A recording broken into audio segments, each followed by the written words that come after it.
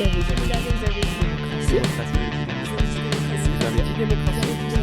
dit démocratie.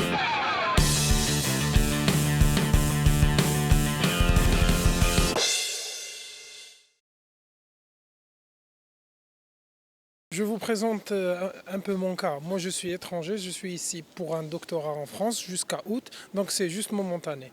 Et l'idée que je me fais de la France, c'est que c'est une démocratie un peu différente des États-Unis.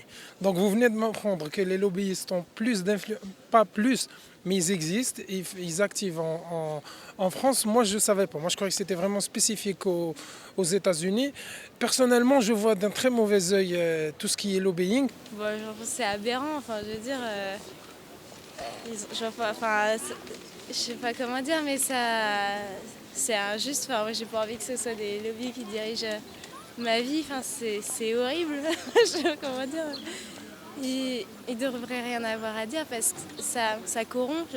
Le fait du travail de lobby empiète un peu sur l'idée de démocratie puisque ça va influencer le vote parlementaire.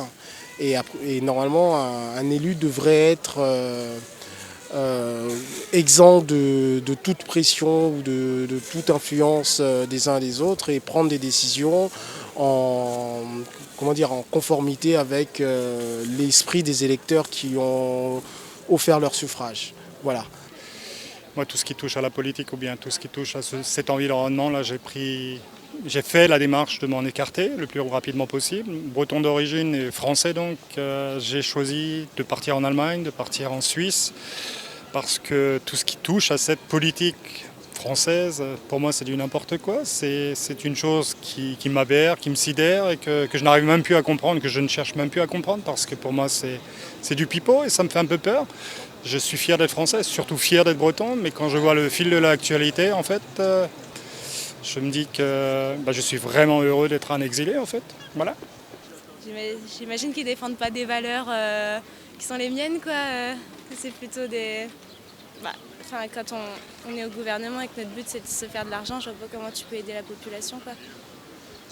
Voilà ce que j'en pense. Après, je sais vraiment pas quel est vraiment leur impact, mais ils devraient même pas exister, quoi. Quand ce n'est pas fondé sur de l'argent, sur des intérêts, peut-être des petits groupes d'influence, un peu comme des think tanks. Ça peut être intéressant, oui. Mais quand c'est pour faire bouger les choses dans l'intérêt de certains lobbies, qu'ils soient industriels, économiques ou financiers, là, franchement, moi, personnellement, je trouve ça... Vraiment, je suis très méfiant vis-à-vis de ça, et surtout en France, parce que la France a la réputation d'être un pays accueillant, d'être un pays ouvert sur tout ce qui est humanitaire et tout ça. Donc franchement, l'existence de ça m'étonne vraiment.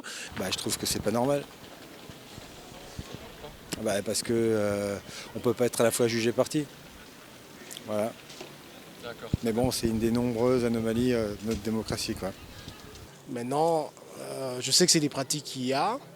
Et je n'ai pas plus d'avis que ça, si ce n'est ça écorche un petit peu la démocratie en tant que telle. Je pense que c'est pas du tout tolérable en fait d'avoir l'économie qui interfère dans les décisions politiques et c'est même pas de l'économie, c'est du vol. Il faut vraiment vulgariser ce genre de choses pour que les gens sachent que ça existe et qu'ils sont influents et qu'ils ne travaillent pas dans l'intérêt des petits gens de ce que vous appelez la France d'en bas. Donc il faut vulgariser, il faut que les gens sachent qu'ils influencent et qu'ils peuvent même influencer le quotidien de chaque Français.